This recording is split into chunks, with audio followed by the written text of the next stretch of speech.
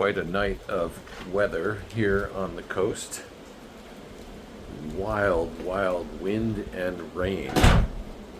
As you can see, the porch here is soaking wet. Everything is soaking wet as the rain came right in from the ocean. And it snapped leaves and branches off all the trees, and you can see all the leaves on the screen just plastered against the window screen here. Table is a little worse for wear.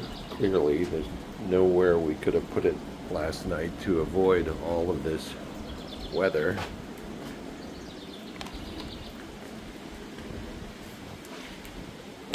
Still raining.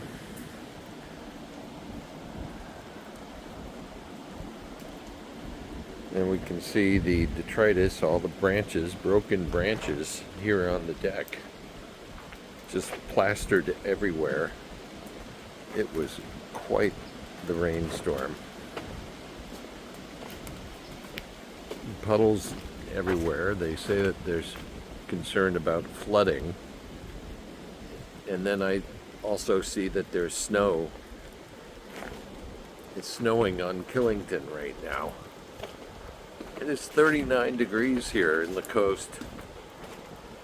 It's June in 2 days. Welcome to Maine.